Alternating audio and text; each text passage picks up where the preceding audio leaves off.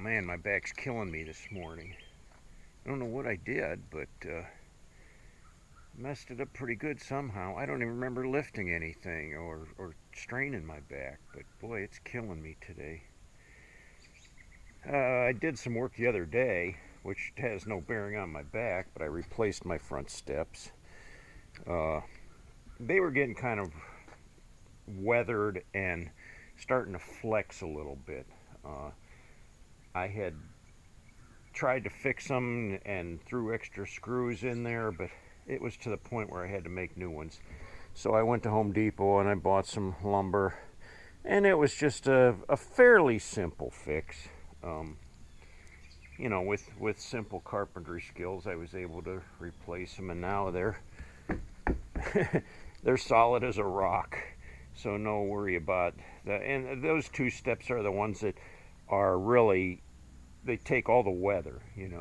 They get the sun, they get the rain, the snow lays on them, where the rest of the deck is pretty much okay. What's happening, cats?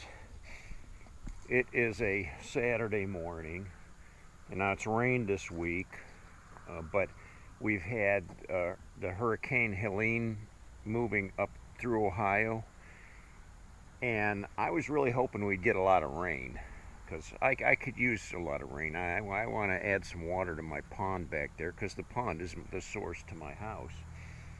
And then my pond isn't really that low, but I just always feel better when it's full. Well, the hurricane kind of veered off to the west. Now, southern Ohio got inundated with rain. I mean, they practically got hurricane conditions down there. All I got yesterday was a little breeze and just some drizzles. So, I mean, I was out yesterday mowing, and I wasn't really mowing so much as I was grinding up the leaves, because a lot of the trees here, because of the drought conditions, they started shedding leaves early, even before they started turning color. So there's you see over here along the woods, there's still a lot of leaves carpeted on the ground. Most of these, though, were ground up by me yesterday, because this whole yard was covered with leaves.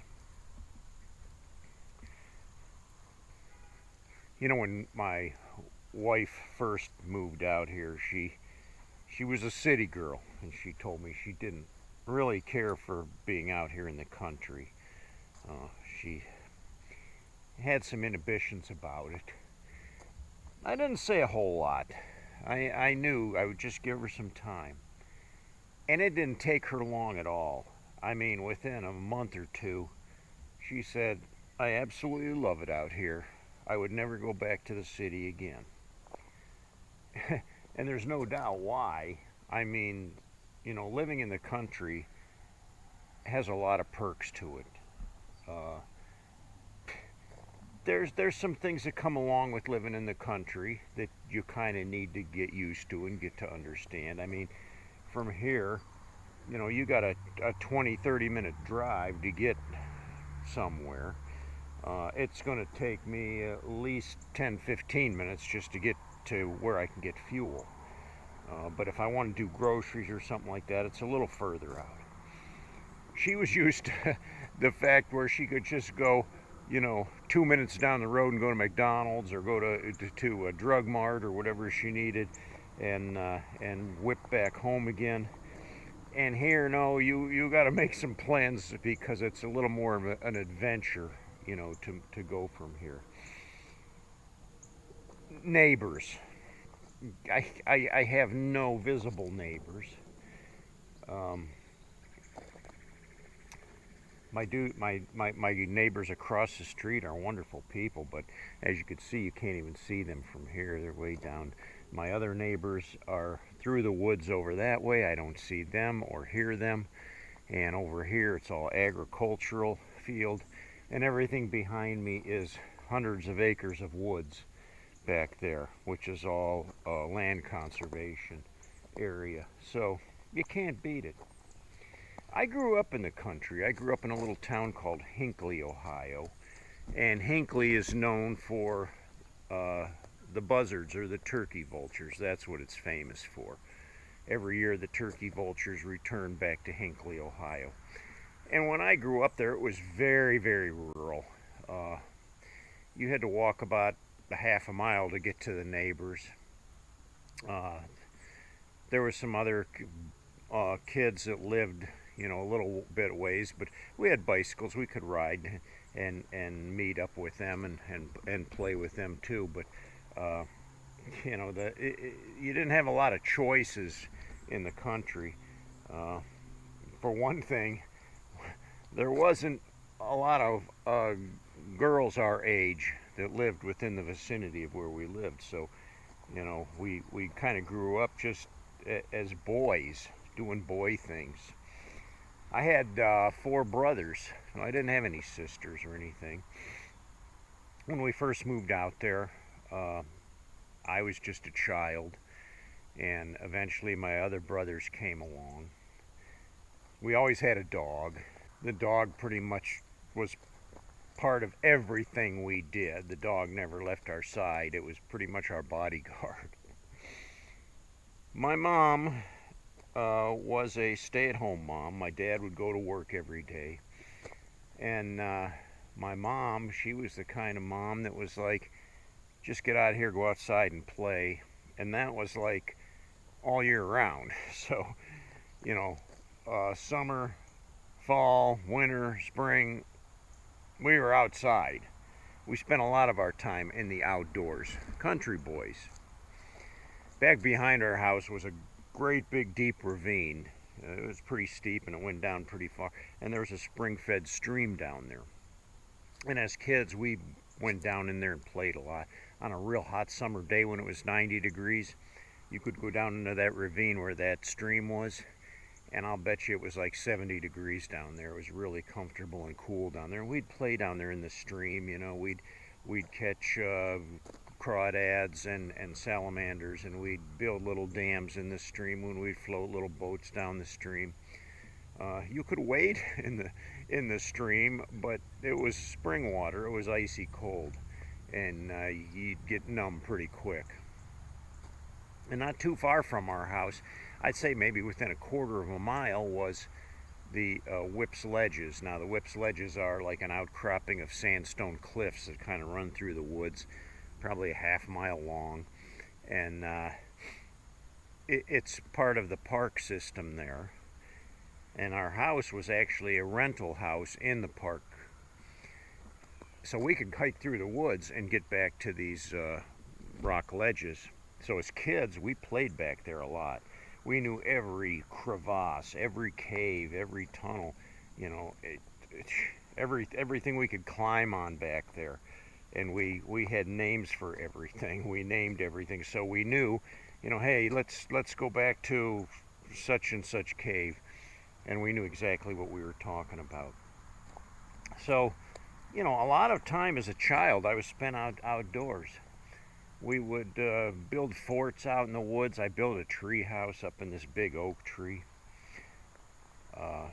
Always doing stuff, either that or working out in the garage, tinkering on something, trying to make a go-kart or a mini bike or something we could put together to play with. Eventually, being that I had a lot of interest in motorcycles, and that came about from bicycle riding. I mean, we rode our bicycles all over the place. That was what we did. And it was almost like a little gang of kids on bicycles. And the roads back then were very rural. There wasn't any traffic at all. So you could go out and ride on the road without any problem, with maybe seeing one car every 20, 30 minutes, maybe. Sometimes you probably wouldn't see a car on the road for an hour or more. It was very rural. And I got used to being out in the woods in the country. I mean, I knew the woods around there like the back of my hand. I couldn't get lost if I wanted to. I knew where I was all the time back in the woods. So, being here is natural for me. I mean, this is where I want to be, and I have no plans of ever leaving this place. There's a lot of perks to living in the country. Number one, like I said, you have no neighbors. so you have privacy. When I lived in, my first house was in the city in Akron, and the only thing that divided the homes was a one concrete driveway between the two houses, and you could actually hear the neighbors arguing inside their house from our house. And I hated living in the city. I couldn't wait to get out of there. But it was a starter home, you know. It helped me. I was able to take that home and flip it and make enough money to buy this property and eventually to build this house here on this property. And I built this house in 1992. So I've been here for somewhere around 32 years or something like that. Some of the other things I like about living out in the country is the freedom. I mean, I've said it, I've joked about it, that saying, you know, I can pee in the front yard, I can pee in the backyard, and nobody is around to care. I could walk around here butt naked if I wanted to, and nobody would seem to care. But no, I'm not going to do that. But yeah, you just have total privacy.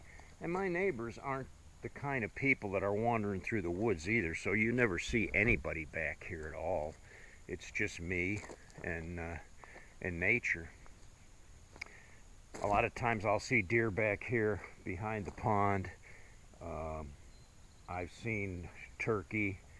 I've seen rabbits in the yard. I saw a red fox over here one day. Sometimes if I get real lucky, I'll see a coyote, you know, running back through the back of the pond there.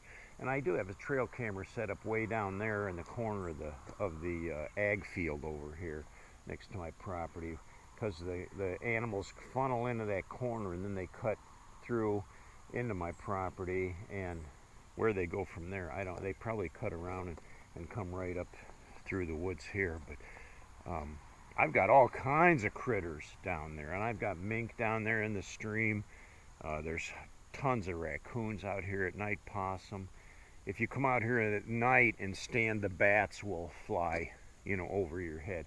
I've had them like come like so close I can feel the wind from their wings. It's pretty, and you know, they're nothing to be afraid of. They don't hurt you. They're just out eating mosquitoes. So a lot of wildlife, and that's wonderful to be around, you know, to see things like that, get to see the wildlife. I mean, there's something about it that just feels good, you know. It's like, I don't know, people just love to see a deer or a doe with some fawns. It's just like, I don't know what it is about it. It's just, it's like, oh, look, there's deer, you know, and that's what you do. So you got that, but again, I say it's the freedom, because I wouldn't say there's no laws, but the rules are pretty lax out here.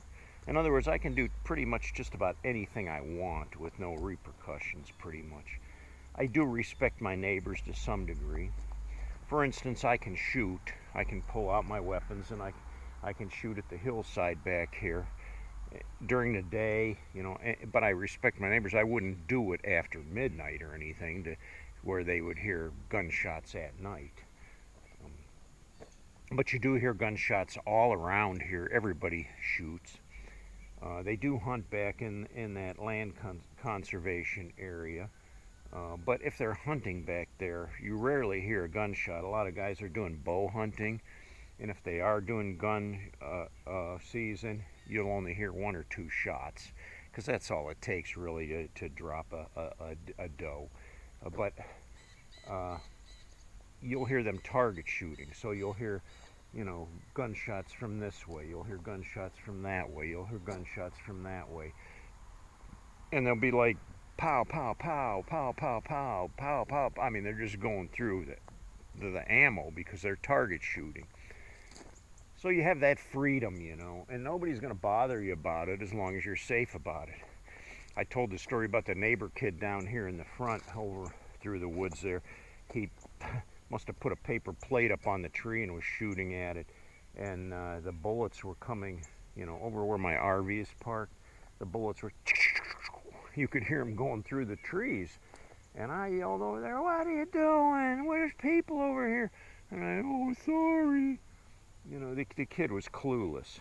It didn't have a backdrop or anything, so that's the last time that ever happened. But so you'll get that. But and I do have concerns about all everybody shooting around here. I would certainly hope that a stray bullet wouldn't come this way. And I have looked at the sides of my log home to see if there's any bullet holes anywhere. I've never found one yet, so knock on wood. Hopefully that never happens either. I can build a bonfire in the backyard. I can build an enormous bonfire. Our neighbors across the street, we had a pile of brush that was like a mountain, and we lit that thing, and I mean the flames were going like 60 feet in the air. It was awesome. It was an incredible fire, and you couldn't get within 100 feet of that fire. I mean, it was putting out so much heat. It was incredible. We usually don't have fires that big, but you can do that. And the fire department isn't going to show up. The sheriff isn't going to show up. If you did have a situation where you needed the sheriff here and you called him, chances are you wouldn't see him for 20, 30 minutes, maybe even 40 minutes, unless it was a dire emergency. Now, if I was to call 911, if I had something really serious happen to me, I would most likely see a first responder come up the driveway.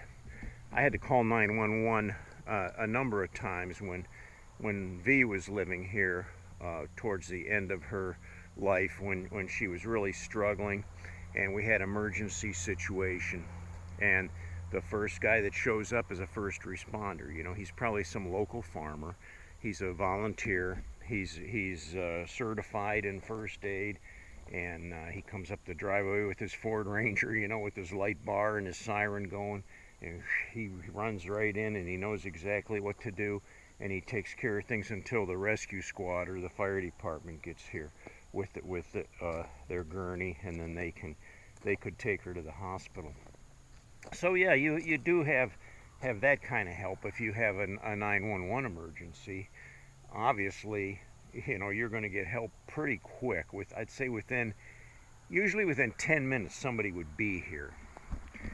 Now, I'm not sure if you had a fire what would happen, but if I did have a fire, there is a hydrant out at the road because I do have city water way out there, but it's 650 feet back here.